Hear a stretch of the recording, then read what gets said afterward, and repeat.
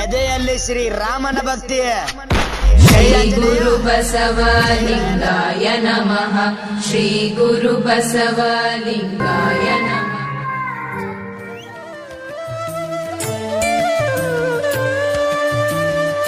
ಸಂತನೆಂದರೆ ಯಾರು ದಿವ್ಯತೆಯ ಅರಿತವನು, ಸಂತನೆಂದರೆ ಯಾರು ದಿವ್ಯತೆಯ ಅರಿತವನು, ಸರಳತೆಯ ಸೂತ್ರದಲ್ಲಿ ಸುಖವ ಕಂಡವನು, ಸಂತನೆಂದರೆ ಯಾರು ದಿವ್ಯತೆಯ. ತಂದೆಯವರು ಯಾವಾಗ್ಲೂ ಹೇಳ್ತಾ ಇದ್ರು, ಒಳ್ಳೇದೇನಾದ್ರೂ ಮಾಡಿದ್ರೆ ನಾವು ಮಾಡಿದ್ದು ಅಂತ ಹೇಳು, ಕೆಟ್ಟದ್ದೇನಾದ್ರೂ ಮಾಡಿದ್ರೆ ನಾನ್ ಮಾಡಿದ್ದು ಅಂತ ಹೇಳು. ತತ್ ಉಪರಾಗ ಅಪೇಕ್ಷಿತತ್ವಾತ್ ಚಿತ್ತಸ್ಯ ವಸ್ತು ಜ್ಞಾತಾಜ್ಞಾತಂ ಸದಾ ಜ್ಞಾತಾಃ ಚಿತ್ತವೃತ್ತಯಃ ತತ್ ಪ್ರಭೋಃ ಪುರುಷಸ್ಯ ಅಪರಿಣಾಮಿತ್ವಾತ್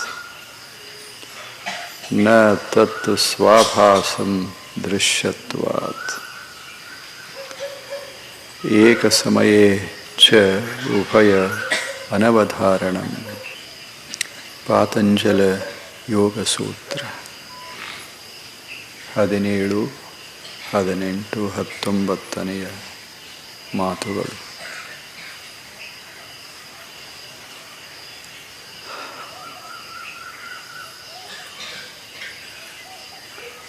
ಮನಸ್ಸಿನ ಕ್ರಿಯೆಗಳು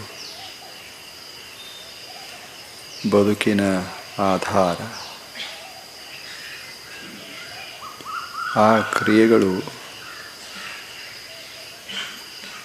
3. ಒಂದು ತಿಳಿದುಕೊಳ್ಳೋದು, ಎರಡನೆಯದು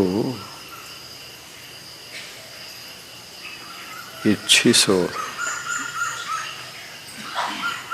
ಆ ಬಳಿಕ ಮೂರನೆಯದು ಅನುಭವಿಸೋದು.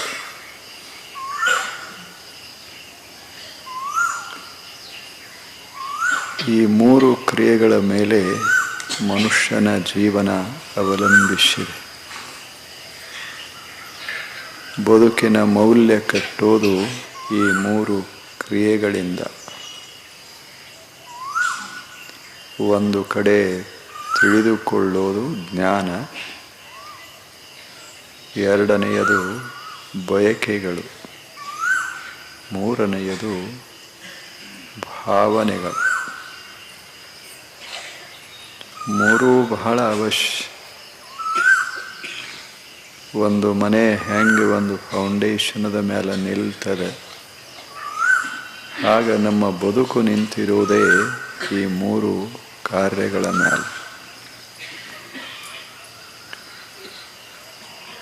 ಇವುಗಳಲ್ಲಿ ಒಂದನ್ನು ಕಡಿಮೆ ಮಾಡಿದರೂ ಕೂಡ ಬದುಕು ತನ್ನ ಸೌಂದರ್ಯವನ್ನು ಕಾಪಾಡಿಕೊಳ್ಳಲಿಕ್ಕೆ ಆಗೋದಿಲ್ಲ. ಬದುಕು ಪೂರ್ಣವಾಗಬೇಕಾಗಿತ್ತು ಅಂದರೆ ಜ್ಞಾನ ಬೇಕಾಗ್ತದೆ, ಎದೆಯೊಳಗೆ ಮಧುರ ಮಧುರ ಭಾವನೆಗಳು ಬೇಕಾಗ್ತವ, ಕಾರ್ಯ ಮಾಡುವ ಇಚ್ಛೆ ಬೇಕಾಗ್ತದೆ. ಈ 3 ಬಹಳ ಅವಶ್ಯ ಮನುಷ್ಯನಿಗೆ. ಈ ಕಾರ್ಯಗಳೆಲ್ಲ ನಡೆಯೋದು, ಈ 3 ಬಗೆಯ ಕಾರ್ಯ ನಡೆಯೋದು ಮನಸ್ಸಿನಿಂದ. ಮನಸ್ಸೊಂದನ್ನು ಸರಿಸಿದರೆ ತಿಳಿಯೋದು ಅಂತ ಇಲ್ಲ. ಭಾವಿಸೋ ಕ್ರಿಯಾ ನಿಂತು ಹೋಗ್ತದೆ. ಆ ಬಳಿಕ ಇದನ್ನು ಮಾಡಬೇಕು, ಇದನ್ನು ಮಾಡಬಾರದು, ಇದು ಬೇಕು, ಇದು ಬೇಡ ಅನ್ನುವ ಬಯಕೆ ಅಂತೇನದ ವಿಲ್, ಅದು ಹೋಗ್ತದೆ, ಇದು ನಿಂತು ಹೋಗ್ತದೆ. ಈ 3 ಹೋದ ಬಳಿಕ ಬದುಕ ಅಂತ ಎಲ್ಲದೆ? ಬದುಕ ಇರೋದೇ ಈ 3 ಇವುಗಳ ಮೇಲೆ ನಿಂತಿರೋದು. ಬದುಕನ್ನು ಶ್ರೀಮಂತ ಮಾಡೋದು, ಬದುಕನ್ನು ಸುಂದರ ಮಾಡೋದು, ಬದುಕನ್ನು ಸುಶಾಂತಗೊಳಿಸೋದು, ಅಂದರೆ ಸುಖಮಯಗೊಳಿಸೋದು, ಶಾಂತಿಯುತಗೊಳಿಸೋದು, ಈ ಮೂರರ ಮೇಲೆ ಅವಲಂಬಿಸಿ ಜ್ಞಾನ ಎಷ್ಟು ಸತ್ವಪೂರ್ಣವಾಗ್ತದೆ, ಭಾವ ಎಷ್ಟು ಮಧುರವಾಗ್ತದೆ, ಬಯಕೆಗಳು ಕಾರ್ಯಗಳು ಎಷ್ಟು ಸಮೃದ್ಧವಾಗ್ತಾವ, ಅಷ್ಟು ನಮ್ಮ ಬದುಕ ಸಮೃದ್ಧ, ಸುಂದರ, ಸುಶಾಂತವಾಗ್ತದೆ. ಆದ್ದರಿಂದಲೇ ಮನಸ್ಸನ್ನು ನಾವು ಅಧ್ಯಯನ ಮಾಡೋದು, ಮನಸ್ಸಿನ ಸಾಮರ್ಥ್ಯಗಳನ್ನೆಲ್ಲ ಬಿಡಿಸಿ ಬಿಡಿಸಿ ನೋಡೋದು. ಅಷ್ಟೇ ಅಲ್ಲ, ಅಲ್ಲಿರುವ ಸಾಮರ್ಥ್ಯಗಳನ್ನು ನಾವು ವಿಕಸಿತಗೊಳಿಸೋದು. ಈ ಮೂರು ಕಾರ್ಯಗಳು ನಡಿಬೇಕಾಗ್ತದೆ. ಪತಂಜಲ ಹೇಳ್ತಾರೆ, ಮನಸ್ಸು ಹೇಗೆ ಕೆಲಸ ಮಾಡ್ತದೆ ಇದನ್ನು ಗಮನಿಸು. ಅಂದರೆ ಅದನ್ನು ಹೆಂಗೆ ಬಳಸಬೇಕು ಅನ್ನೋದು ಗೊತ್ತಾಗ್ತದೆ. ಮನಸ್ಸಿನ ಕಾರ್ಯ ವಿಧಾನವನ್ನು, ಮನಸ್ಸಿನ ಸಾಮರ್ಥ್ಯವನ್ನು ನಾವು ಅರಿತುಕೊಳ್ಳದೇ ಇದ್ದರೆ ಅದನ್ನು ಚೆನ್ನಾಗಿ ಬಳಸಲಿಕ್ಕೆ ಬರುವುದಿಲ್ಲ. ಈಗೊಂದು ಕಂಪ್ಯೂಟರ್ ಅದ, ನೀವೆಲ್ಲ ಬಳಸ್ತೀರಿ, ಅಥವಾ ಮೊಬೈಲ್ ಅದ ಹೆಂಗೆ ಅದರ ಏನೇನು ಕೆಲಸ ಮಾಡ್ತದೆ ಗೊತ್ತಿತ್ತು ಅಂದರೆ ಏನೆಲ್ಲ ಮಾಡಿಬಿಡೋದು. ಏನೂ ಗೊತ್ತಿಲ್ಲ ಅಂತ ತಿಳ್ಕೊಳ್ಳಿ, ಆ ಮನುಷ್ಯನ ಕೈಯೊಳಗೆ ಅದೊಂದು ಕಂಪ್ಯೂಟರ್ ಕೊಟ್ಟರೆ ಅವ ಅದನ್ನು ಒಡೆದ ನೋಡ್ಯಾನೇ ವಿನಃ ಅದನ್ನು ಬಳಸಕ್ಕೆ ಬರಲ್ಲ. ಜಗತ್ತಿನೊಂದಿಗೆ ಸಂಪರ್ಕ ಮಾಡ್ತದೆ, ಜಗತ್ತಿನ ಎಲ್ಲ ಜ್ಞಾನವನ್ನು ತಂದು ನಮ್ಮ ಉಡಿಗೆ ಹಾಕ್ತದೆ. ಇಷ್ಟು ಸಾಮರ್ಥ್ಯ ಅದಕ್ಕೆ. ಆದರೆ ಗೊತ್ತಿಲ್ಲದೆ ಇದ್ರೆ ಉಪಯೋಗ ಏನು? ಹಾಗೆ ನಮ್ಮ ಮನಸ್ಸು ನೋಡಲಿಕ್ಕೆ ಸುಮ್ಮನೆ ಒಂದಿಷ್ಟು ಪೆಟ್ಟಿಗಿದ್ದಂಗೆ, ಆದರೆ ಒಳಗೆ ಎಷ್ಟು ಸಾಮರ್ಥ್ಯ ಅದಕ್ಕೆ. ತಲೆಯೊಳಗೆ ಎಲ್ಲಿ ಹುಡುಕಾಡಿದ್ರೂ ಸಿಗೋದಿಲ್ಲ. ಆದರೆ ಅದು ಇಲ್ಲದೆ ಇದ್ರೆ ಜೀವನ ನಡೆಯೋದಿಲ್ಲ. ಎಂಥ ರಚನಾ ನಿಸರ್ಗ ಮಾಡಿದ್ದು. ದೇವ ಮಾಡಿದ ಅತ್ಯದ್ಭುತ ಕೃತಿ ಈ ವಿಶ್ವದೊಳಗೆ ಏನಾದರೂ ಇದ್ರೆ ಅತ್ಯದ್ಭುತ ಅದು ಮನಸ್ಸು. ನಮ್ಮನ್ನ ವಸ್ತುಗಳನ್ನು ಬೇರ್ಪಡಿಸೋದು ಯಾವುದು? ಇದೆಲ್ಲ ಅದ. ಇಲ್ಲೊಂದು ಟೇಬಲ್ ಅದ, ಹಾಸಿಗೆ, ಇಲ್ಲೊಂದಿಷ್ಟೆಲ್ಲ ಹೂಗಳಿಟ್ಟಾರ, ಇವೆಲ್ಲ ಅದಾವ. ಆದರೆ ಇವು ಅದಾವ ಅಂತ ಗೊತ್ತಿರದೇ ಇದ್ರೆ ಅನುಭವಿಸೋದು ಹೇಗೆ? ಇವೆಲ್ಲ ಕಾಣಿಸ್ತಾವ, ನೋಡ್ತೇವಿ, ಅನುಭವಿಸ್ತೇವಿ, ಸುಖ ಪಡ್ತೇವಿ. ಆವಾಗ ಬದುಕ, ಅದು ಬದುಕ. ಅಂದ್ರೆ ಮನಸ್ಸು ಏನು ಮಾಡ್ತದೆ, ಎಷ್ಟು ಕೆಲಸ ಮಾಡ್ತದೆ. ಜಗತ್ತನ್ನಷ್ಟೇ ರಚನಾ ಮಾಡಿ ದೇವ ಸುಮ್ಮನೆ ಇದ್ದಿದ್ರೆ ಜಗತ್ತಿನ ವೈಭವ ನಿರುಪಯುಕ್ತ ಆಗ್ತಿರ್ತದೆ. ಇಷ್ಟೆಲ್ಲ ವೈಭವ ಅದೇ ಅಲ್ಲ, ಇದನ್ನು ಅನುಭವಿಸೋ ಬದಾನ ಅಂತ ಇದಕ್ಕೆ ಬಹಳ ಬೆಲೆ ಬರಕ್ಕೆ ಶುರುವಾಗ್ತದೆ. ಅನುಭವಿಸವ ಬೇಕಲ್ಲ. ನಮ್ಮದು ಹೆಂಗಾಗ್ತದೆ ಅಂದ್ರೆ, ಒಂದು ಸುಂದರವಾದ ಚಿತ್ರವನ್ನ, ಬಹಳ ಅದ್ಭುತವಾದ ಚಿತ್ರ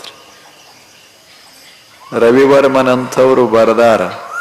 ಬಹಳ ದೊಡ್ಡ ಚಿತ್ರಕಾರ ರವಿವರ್ಮ, ಆರ್ಟಿಸ್ಟ್, ಜಗತ್ತಿನಲ್ಲಿ ಬಹಳ ದೊಡ್ಡವ. ಏನ್ ನೋಡ್ಬೇಕು, ಹಿಂಗೊಂದು ಚಿತ್ರ ಬರೆದ್ರೆ ನೋಡ್ತಾ ಇದ್ರೆ ಮೈ ಮರೆಸ್ತು. ಅಂಥ ಚಿತ್ರ ಬರಿತಾನೆ, ಜೀವಂತಿಕೆ. ಇಂಥದೊಂದು ಚಿತ್ರ ಓದು, ದನ ಕಟ್ಟು ಕೊಟ್ಟಿಗೆಯೊಳಗೆ ಹಾಕಿದರೆ ದನಗಳಿಗೆ ಹೆಂಗೆ ಗೊತ್ತಾಗ್ತದೆ? ಅವು ಬಾಯಿ ಹಾಕಿ ಅದನ್ನ ತಿಂದಾವೇ ವಿನಃ ಅನುಭವಿಸ್ಲಿಕ್ಕಾಗೋದಿಲ್ಲ. ಯಾಕೆ? ಇನ್ನೂ ಮನಸ್ಸು ಅರಳಿಲ್ಲ ಅಷ್ಟೆ. ಮನುಷ್ಯ ಹಾಗಲ್ಲ, ಆ ಚಿತ್ರವನ್ನು ನೋಡಿ ಆನಂದ ಪಡ್ತಾನ.